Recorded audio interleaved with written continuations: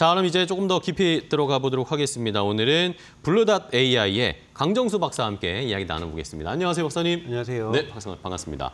자, 오늘은 내일 아무래도 엔비디아의 실적 발표를 대기하고 있는 상황이라서 맞습니다. 엔비디아 실적 미리 예측 분석도 좋겠지만 최근에 이 중국 쪽의 AI 칩이 굉장히 빠른 속도로 발전을 하고 있다. 네. 엔비디아의 GPU도 위협한다. 이런 이야기들이 막 나오고 있어서 네. 이게 조금 더 궁금하더라고요. 실제로 어느 정도의 속도로 발전하고 있다고 보세요? 우선은 세계가 충격에 좀 빠졌다고 얘기할 수 있고요. 이게 딥시크 다음으로 또 뭔가 그런 네, 물결이 맞습니다. 오는 느낌이에요. 사실 하웨이의 이번 4월 달에 생산에 본격적으로 들어갔던 클라우드 매트릭스 384라고 하는 건데요. 네. 이 384는 384개의 어센드 칩 C, 어센드 C라는 것을 사실 H20 정도의 수준이거든요. 이거를 384개를 연결하니까 왜냐하면 하웨이가 여러분 통신 장비 업체로서 시작을 했기 때문에 그쵸. 이 연결 능력이 대단히 좋거든요. 그러니까 이 384개의 이 GPU를 연결했더니 블랙엘 수준이 나오더라는 거예요. 그래서 이런 부분에서 그러니까 이 H100이 아니라 블랙엘 수준으로 나왔다는 거에 세계가 좀 놀라는 거고요. 이렇게 되면은 사실상 중국이 그 AI 발전에 있어서 필요한 칩을 자체 자급하는 방식으로 다 확보했다고 볼 수가 있습니다. 그런데 이제 조금 단점은 있어요. 단점은 전기를 무진장 많이 씁니다. 그러니까 즉 블랙엘 대비 약 2.5배 정도의 전기를 더 많이 쓰는데요. 여러분 보셔야 될 것은 중국이 태양광 생산 부분에서 작년에 약 전 세계에서 한 55%를 중국이 생산을 했고요. 네네. 그리고 원자력 발전에도 많은 투자를 하고 있고요. 물론 이제 이 석탄 발전 같은 경우 점점 감소세에 있지만 석탄 발전도 많이 가지고 있어서 전기는 중국이 되게 풍부하다고 볼 수가 있습니다. 그래서 풍부한 전기가 있다 보니 384개의 전통적인 어센드 C를 연결하다 보니 H20을 384개를 연결했다 여러분 생각하시면 쉽습니다. 엔비디아에. 네. 그러다 보니 엔비디아의 최근 제품인 블랙엘 수준으로 나와버렸다는 거는 대단히 충격적이고 이 AI 격차가 앞으로 더 좁혀질 수 있다는 부분에서 그리고 2025년을 목표로 해서 중국이 반도체 자립을 70% 하겠다는 이 목표, 즉 제조 2025 이 목표가 거의 완성 단계에 도달했다고까지 할 수 있기 때문에 충격에 빠졌다라고 볼 수가 있습니다. 네. 네.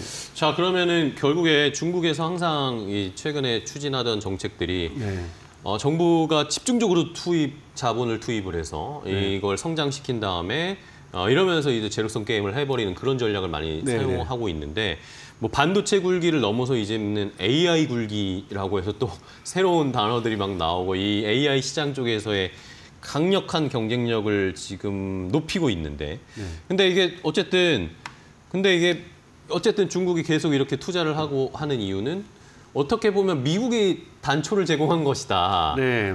젠슨 왕도 얼마 전에 이것에 대해서 직접적으로 비판한 미국의 규제가 결국에는 중국의 AI 칩이나 이런 AI 소프트웨어 쪽의 발전을 결국에는 트리거가 됐다. 이런 식으로 평가를 했단 말입니다. 맞습니다. 젠슨 왕의 워딩크 자체를 좀 한국말로 직역을 하면은 젠슨 왕은 미국의 수출 통제는 실패했다라고 명확하게 단어를 썼고요. 그리고 팩트들이 그것을 말해주고 있다. 그러니까 팩트 부분에서 하웨이가 이렇게 쫓아온 거. 그러면서 젠슨 왕이 얘기했던 것은 하웨이는 엔비디아 입장에서 세계에서 가장 무서운 기술 기업이다라고 이야기를 하고 있으면서 이 엔비디아가 이 중국에 있는 AI 제품들에 의해서 공급을 AI 제품을 공급하지 않는다라면 그들에게 역전의 기회를 주는 것이다. 여러분 쉽게 생각해서 여러분 2019년에 일본이 한국의 반도체 장비 수출을 금지하는 이 소부장 그러면서 한국에서 소부장 중심으로 육성을 했던 것이 기억이 나면서 저희가 사실상 일본으로부터 독립했던 걸 기억하실 겁니다. 자급자족 이 시스템을 만들어 버렸죠. 그렇죠.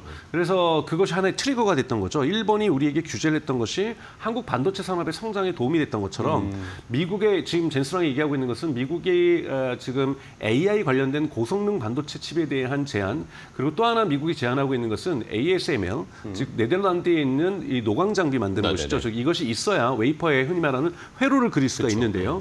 이 회로를 그릴 수 있는 노광 장비에 대한 수출도 제안을 했었는데 물론 이 부분에 의존은 하고 있어요. 그러니까 의존은 아직은 과거의 것을 가지고 신제품을 만드는 즉 하웨이는 여러분 하웨이는 설계만 하는 곳이고 생산은 SMIC라고 하는 이 상하이에 있는 이 마이크로 업체에서 SMIC라고 하는 그러니까 즉 타이완에 있는 TSMC하고 유사한 저기 파운드리죠. 파운드리 서비스에서 만들고 있는데 수율은 많이 좋지 않은 걸로 알고 있어요. 근데 여기에 노광 장비가 공급되지 않음으로써 웨이퍼를 이걸 하지는 못하는데요. 그렇기 때문에 우회를 했습니다. 우회를 어떻게 했냐면 이 노광 장비가 와서 웨이퍼의 회로를 못 그리니까 이 하이실리콘이라는 이 또 설계 회사가 있거든요. 네네. 그 하웨이 밑에 이 회사가 이 웨이퍼를 TSMC로부터 수입을 했습니다. 그러니까 TSMC로부터 웨이퍼를 다른 데 쓰겠다고 용도를 쓴 다음에 이거를 갖다가 지금 어센드-C를 찍어내고 있거든요. 그래서 미국이 지금 TSMC에다가 10억 달러의 벌금을 부과했습니다. 예. 그러니까 이런 식으로 우회를 하기도 하고 그리고 또 하나 여러분 삼성전자도 여기서 이득을 봤어요. 그런가요? 이 클라우드 매트릭스 384를 만들 때 삼성전자 HBM 2E, 그러니까 과거형이죠. 3 말고. 예, 3 쪽이 아니라 2E, 즉 과거형 이 HBM을 삼성전자 거를 다른 자회사라든지 다른 이렇게 중간 회사를 만들어 가지고 대규모로 수입을 했습니다. 이걸 수입을 해서 지금 클라우드 매트릭스 384라고 하는 네. 어센드 C를 갖다 연결하는 거고요. 그리고 아직 양산은 안 했지만 어센드 D 같은 경우도 지금 나왔는데 어센드 D는 H백하고 준하다고 얘기를 할 수 있거든요. 아직 블랙엘하고의 격차는 분명히 있지만 블랙엘과의 격차를 어센드 C를 384개를 연결하는 방식으로 정말 중국다운 방식이라고 볼 수가 있고요. 그런데 하웨이가 워낙 연결을 잘하기 때문에 그리고 웨이퍼는 노광 장비가 없지만 우회적으로 수입을 했고 또 삼성전자에게서도 우회적으로 수입을 했고 이러면서 지금 자립을 하고 있는데 100% 자립이라고 볼 수는 없는 거죠. 왜냐하면 노광 장비를 만들 수 있는 ASMR이 없는 이상 그렇죠. 그런 기술은 없는 거죠. 아직. 네, 근데 이 부분에 대한 투자도 어마어마하게 하고 있습니다. 당장 성과는 나오겠지 않지만 언젠가 지금 가장 두려워하는 것은 ASMR이 만들고 있는 전 세계 유일하잖아요. 그렇죠. 모든 이 파운드리 회사는 ASMR이 종속되어 있다고 볼 수가 있는데 얘기죠. 그렇죠. 근데 이 ASMR로부터도 독립하게 된다면 실제로 중국의 반도체 독립이 완성된다고 볼 수가 있습니다. 하지만 이 부분은 아직 완전하게 오지 않았다. 이런 부분을 좀 이렇게 주의 깊게 보시면 될 것 같습니다. 네. 자, 그러면은 말씀을 해주신 것처럼 중국의 착착 이 뭔가 자체적으로 뭐 HBM뿐만 아니라 자체적으로 AI 칩을 만드는 단계들을 하나씩 완성해 가고 있다라는 느낌인데 그러면 저희가 올해 초에 딥시크 나왔을 때도 얘기했지만 결국에는 AI를 뭔가 구동을 할 때 고사양 칩이 필요가 없다라는 게 점점 확인이 되는 것 같다는 생각도 들어요. 근데 이제 딥시크는 아직 초기고 또 여러분 요즘 사실 2024년에 AI와 2025년에 AI가 다르다라는 걸 여러분들도 쓰시면서 느끼실 거예요. 하죠. 뭐 지금 클로드도 4.0이 지난주에 나왔고 지난주에 구글 I/O에서도 저희도 여기서 한번 다뤘지만 네네네.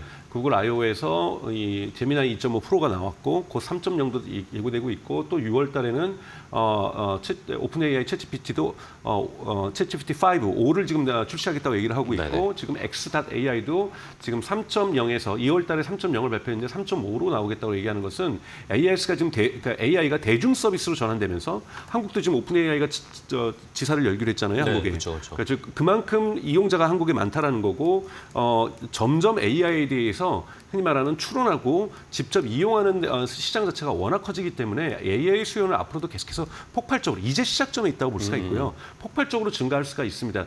그렇기 때문에 지금 화웨이도 지금 저희가 이것이 결승전에 화웨이가 들어왔다가 아니라 달리기로 치면 시작점에서 출발을 해버렸다는 거예요. 출발하고 쫓아가는 거군요. 그렇죠. 이제. 출발을 했다는 부분에서 출발을 할 수 있었다는 것 자체가 놀라운 거죠. 이 부분을 출발을 못하게 막고 있었는데 그렇죠. 출발을 해버렸다라는 부분에서 나름대로 내재한 부분도 있죠. 설계를 내재했던 부분이 있고 생산에서는 SMIC가 아직까지는 TSMC를 쫓아올 수 없는 격차가 심하기 때문에 노광 장비도 없고 그러니까 우회를 해서 웨이퍼를 수입한다든지 또는 그러니까 또 노광 장비에 의해서 회로가 그려진 웨이퍼를 수입한다든지 삼성전자로부터 구형이지만 HBM2E를 수입한다든지 이런 식으로 우회 전략과 내재 전략 이 투 트랙을 쓰고 있는 거거든요. 네네. 이런 부분에서 이렇게까지 출발을 했다라는 것에 지금 의미가 있는 거고 앞으로 미국이 어떻게 중국을 제재할 것인가 부분에서 전통적인 바이든 행정부에서 써왔던 방법이 지금 유효하지 않다라는 거고 거죠, 지금 트럼프 행정부 들어와서는 원래는 H100만 수출이 금지돼 있었는데 H20으로 엔비디아가 계속해서 수출을 하고 있었다라는 거죠. 근데 그 H20도 지금 사실 트럼프 행정부에서 지금 막고 있는 거잖아요. 이렇게 지금 막고 있는 상황에서도 쫓아온 상황. 또 하나 우리가 보셔야 될 것은 사실은 미국의 여러분 중국 반도체 규제는 다 AI 칩 고성능 칩에 대한 규제였어요. 네네네. 군사용이나 AI에 쓰는 것만을 방어했다. 이거 말고 상업적으로 쓰이는 것들에서는 규제를 하지 않았어요. 그랬더니 샤오미가 X링 01이라고 하는 네네. 즉 스마트폰에 들어가는 AP라고 하죠. 애플리케이션 프로세서라고 하는 이 과거에 CPU하고 GPU하고 네네. 여기 또 NPU까지 결합된 이러한 그거를 가지고 지금 퀄컴, 삼성의 갤럭시 S25에 들어가는 최첨단 그 퀄컴 장비하고 거의 유사한 퀄컴의 반도체 칩과 거의 유사한 AP를 지금 이번에 X링 01이라고 하는 거를 내놨다라는 거예요. 네네. 이 부분은 미국은 미처 규제할 생각이 없었던 거죠. 왜냐하면 이거는 생산을 아예 TSMC가 해줬어요. 네네. 왜냐하면 미국의 규제법을 어기는 게 아니니까요. 그렇죠. 왜냐하면 AI 칩이 아니기 때문에 AI 칩이 아니니까 이런 식으로 지금 샤오미 같은 경우에도 X01로 해가지고 치고 나오고 있고 중국의 반도체 기세는 여러분 저희가 인정해야 될 것은 저렇게 규제가 있었는데도 오히려 규제가 중국의 반도체의 자립을 더욱더 도왔다라는 것 이런 부분을 저희가 인정해야 될 거라고 저는 생각이 듭니다. 네. 자 이러다 보니 이제는 뭐 패권 경쟁이 더 가격화되고 더 뭔가 본격적으로 진행될 것으로 보이는데 그러면은 어쨌든 뭐 엔비디아도 지금 뭐 제스랑이 얘기했지만 결국에는 뭐 미국의 이런 규제 때문에 오히려 중국에 따라오고 있는 시장이 돼버렸다라고 얘기했어요. 그러면서 H20 이 규제하는 것을 비판도 했고 결국에 또 그러면 엔비디아도 중국을 포기할 수 없다라는 그런 입장을 취했잖아요. 지금 그래서 미국의 애널리스트가 내일 엔비디아의 실적 발표에서 가장 관심 갖고 보고 있는 포인트가 뭐냐면 엔비디아의 대중국 전략에 대해서 젠슨왕이 내일은 이야기를 할 수밖에 없다라는 거죠. 이 부분에서 왜냐하면 지금까지 고성능 칩에 있어서는 엔비디아가 중국 시장에서 95% 시장 점유율을 가지고 있었습니다. 이것이 전체 엔비디아에서는 총 매출에서는 25%를 차지할 거예요. 그런데 이 95%가 50%로 시장 점유율이 줄었어요. 이 나머지 준 부분을 절반으로 줄었는데 이 절반을 지금 하웨이가 차지하고 있는 거거든요. 근데 아직까지는 이 50%를 가지고 있는데 이 부분도 지금 위협당하고 있는 거거든요. H10으로. 그래서 지금 로이터 보도에 따르면 하웨이가 지금 이 AI 칩이라고 할 수 없는 사실은 전통적인 그래픽 이 프로세서라고 하는 RTX 프로, 이 RTX 프로 6000D를 변형을 해가지고 지금 여기다가 DDR 칩을 또 그러니까 HBM을 연결하는 게 아니라 이걸 연결해가지고 중국에서도 쓸 수 있는 H20보다 더 낮은 사양의 그래도 이거를 AI 연구에는 쓸 수 있고 응용에는 쓸 수 있는 칩을 지금 개발하겠다고 얘기를 하고 있어요. 이렇게 되면 지금 현재의 법안으로는 바이든 행정부의 규제법이라든지 트럼프 행정부의 지금 초기 행정부에서 제안하고 있는 대중국 반도체 규제에 걸리지 않는 거거든요. 그러니까 이런 식으로라도 지금 엔비디아는 중국 시장을 잡고 싶어하는 거죠.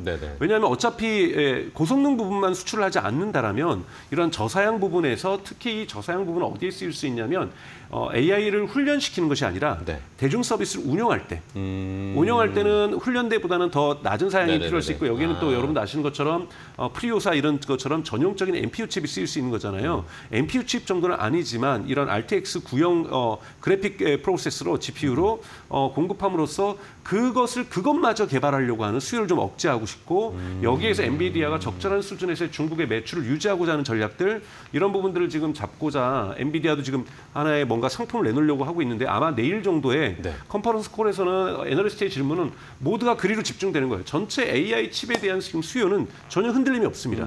지금 미국에서 특히 예를 들자면 메타라든지 아마존이라든지 마이크로소프트라든지 구글이라든지 자체 ASIC 반도체도 열심히 만들고 있지만 엔비디아의 칩에 대한 수요는 변함이 없고 데이터 센터 건축도 전기가 부족해서 못 만들 수는 있어도 반도체에 대한 수요는 지금 전혀 꺾이지 않고 있고 테슬라 같은 경우에도 지금 기가 팩토리에 지금 있는 데이터 센터하고 동일한 규모의 다시 한번 AI 데이터 센터를 짓고 있고 XAI도 20만 개를 H100을 작년에 해서 구축을 했음에도 불구하고 이걸 확장하기 위해서 2배로 또 늘리겠다고 얘기를 하고 있는 상황에서 엔비디아의 미국 쪽 수요라든지 고성능 칩에 대한 수요에 대한 걱정은 없는데 지금 애널리스트들이 걱정하는 건 그러면 엔비디아의 중국이 매출이 그래도 전체에서 엔비디아 25%를 차지했었는데 이 부분을 어떻게 방어할 것이냐. 이제 이 H20도 수출이 안 된다라면 이 부분도 날아가는 건데 그러면 이 부분을 방어하기 위해서 지금 엔비디아는 그래서 지금 로이터 보도에 따르면은 구형 이 그래픽 이 프로세서라고 할 수 있는 RTX를 가지고 활용해서 뭔가 이 추론칩을 만들겠다 이런 전략을 지금 취하고 있는 것 같은데요. 아마 이거는 내일 정도는 윤곽을 좀 나타내지 그렇게요. 않을까 이렇게 생각이 듭니다. 네. 그럼 말씀해 주신 거죠. 어쨌든 내일 실적 발표에서는 뭐 숫자나 뭐 이런 것도 중요하지만 젠슨 황이 결국에 중국에 대해서 어떻게 커버할 것인가 이 얘기가 가이던스가 제일 중요한 거죠. 가장 네. 중요한 네. 포인트가 내일 실적 발표에서는 네. 중요한 포인트겠네요. 이미 내일 실적 발표에서 매출은 400억이 넘을 걸로 지금 월가에서 컨센서스가 나왔고 순이익도 200억 달러가 넘을 거라고 순이익이 나왔어요. 여러분 매출 400억이 좀 넘는데 420억 달러, 순이익이 거의 뭐 205달러 정도 나오고 있는데 그러니까 거의 50%라는 그러니까 엔비디아의 실적에 대해서 지금 걱정하는 애널리스트는 지금 여기 없다고 볼 수가 있고 이 부분 지금 여러분 그렇기 때문에 지금 주가가 크게 떨어졌지만 지금 엔비디아가 회복하고 있는 거고 지금 뭐 어젯밤에도 뭐 미국장에서 반도체 주들이 되게 좋았었잖아요. 그래서 내일도 아마 이 실적 부분에서는 엔비디아의 가격 하락폭이 발생할 거라고 보지는 않습니다. 하지만 중국에 대한 가이던스를 컨퍼런스 콜에서 얼마나 명쾌하게 밝혀내는가에 따라서 주가가 올라갈지, 주가가 그냥 횡보할지 이것이 결정될 거라고 저는 보고 있습니다. 네. 자, 내일 뭐 새벽에 그건 한번 저희가 잘 체크해서 한번 알려드리도록 하겠고, 그럼 마지막으로 뭐 우리나라의 입장이 이제 중요합니다. 우리나라도 이제 어떻게 해야 될지. 근데 또 젠슨 황이 중국 시장을 포기 못하는 것처럼. 우리도 사실 뭐 얼마 전에 삼성전자 이재용 회장이 중국 가서 사실 화웨이, 샤오미 이런 데를 만났잖아요. 그런 걸 봤을 때는 우리나라 업체들도 중국을 포기할 수 없다라는 그런 스탠스가 보여지는 것 같기도 하고 뭐 지금 이 화웨이가 엄청나게 빠른 속도로 따라가고 있는 이 상황에서 저희가 뭔가를 좀 영감을 얻을 수 있을까요? 그렇죠. 우선 상하이에 작년 말에 개방한 그 화웨이 R&D 센터. 디즈니랜드의 6배 뭐 이렇게 얘기까지도 할 정도로 저도 영상으로 봤습니다. 정말 대규모의 R&D 센터를 지면서 정말 세계에서 인재들 다 모으고 있거든요. 2~3만 명이 거기에 있대요. 중국의 인재만이 그 안에 피트니스 센터만 100개라 그러더라고요. 그래서 그러니까 정말로 여러분 이 R&D 투자, 기초 과학에 대한 투자가 반드시 중장기적으로 꽃을 봅니다. 그러니까 이 결실을 맺습니다. 그러니까 한국 같은 경우에서도 지금 당장의 삼성전자라든지 SK하이닉스가 해야 될 역할도 중요하지만 대학에서부터 또는 더 앞서선 고등학교에서부터 정말 이런 기초과학에 대한 기초 학문에 대한 연구들과 이런 풍토들이 있어야 된다라는 거고 이러한 대형 연구진들을 한국은 한국만의 힘이 아니라 어떻게 글로벌 생태계를 만들어낼 것인가. 반도체에 있어서 다양한 층이 있는 즉 뭐 쉽게 얘기해서 ASML의 노광 장비부터 다양한 처리하는 뭐 패키징 기술부터 시작해가지고 다양한 기술들이 필요한 거고 이것을 한국 특정 기업 혼자서 해낼 수가 없는 거기 때문에 이런 생태계를 어떻게 꾸릴 것인가에 대한 새로운 설계 그리고 또 좀 널린 자세 즉 인재들을 우리도 우리의 인재를 뺏기기만 하다가 지금 좀 인재를 뺏어오는 이런 전략들도 저는 필요하다고 저는 생각이 들고요. 이와 관련돼서 저는 뭐 어떤 결과가 나와도 다음 주 출범하는 차기 정부의 어깨가 대단히 무겁다라고 저는 생각이 듭니다. 정부가 여기에서 어떠한 특정 기업을 삼성전자를 SK하이닉스를 얼마나 도와주겠다 이건 전 전혀 중요하지 않다고 보고요. 이 생태계 형성에 있어서 생태계를 우리가 산업 생태계뿐만이 아니라 기초 R&D 생태계까지 포괄해서 이 부분을 어떻게 정부가 조성해 줄 수 있을 것인가. 여기 또 기업이 대표 기업이라고 하는 SK하이닉스라든지 삼성전자가 얼마나 이 생태계에 기여할 수 있을 것인가. 이 부분이 어차피 지금 중국이 쫓아오고 있는 상황에서 뭐 6개월 안에 1년 안에 우리가 다시 역전한다. 이건 제가 보기엔 불가능에 가깝습니다. 불가능에 가깝습니다. 이걸 인정하고 상대방의 실력을 인정하는 것이 결코 우리가 지는 것이 저는 아니라고 생각이 들어요. 이 게임이 이제는 결승전이 아니라 이제 겨우 출발하고 있는 거고 반도체 시장을 전체 인류의 역사로 볼 때는 아주 짧은 역사가 지금 지나가고 있는 거거든요. 이제 겨우 5~60년 지난 이 역사인 거고 트랜지스터 실리콘밸리에서 처음 시작했을 때 1950년대 후반이었죠. 이때부터 치면 꽤 긴 시간이라고 볼 수 있지만 이제 본격적으로 AI 반도체 칩이 그리고 휴머노이드 칩에서도 다 AI 칩이 들어가는 거고 자율주행이 들어오면 자율주행에도 AI 칩이 들어가고 정말 고성능 칩에 대한 수요는 앞으로 이제 시작됐다고 볼 수가 있습니다. 그래서 조금 긴 안목을 가지고 중장기 전략을 우리 기업들도 가져야 되고 정부도 가져야 될 거라고 저는 생각하고 있습니다. 네, 알겠습니다. 자, 내일 뭐 일단은 엔비디아 실적 발표할 때 가장 중요하게 봐야 되는 포인트를 짚어주셨어요. 젠슨 황이 중국에 대한 커버를 어떻게 할 것인가에 대한 대책 그리고 또 길게 봤을 때는 결국에 우리 산업도 긴 안목을 가지고 인재들을 양성하는 것부터의 R&D 풍토를 만들어야 된다. 네. 이런 것들을 한번 저희도 잘 살펴봐야 하겠고 그런 정책들을 공약들을 내건 후보를 또 잘 한번 선별해 보시고 네. 다음 주에 선거까지 뭐 자연스럽게 연결이 되네요. 네. 한번 이야기 나눠봤습니다. 오늘 강정수 박사와 이야기 나눠봤는데 오늘 좋은 인사이트 주셔서 감사하고요. 다음 시간에 또 뵙도록 하겠습니다. 네. 고생 많으셨어요. 네, 고맙습니다.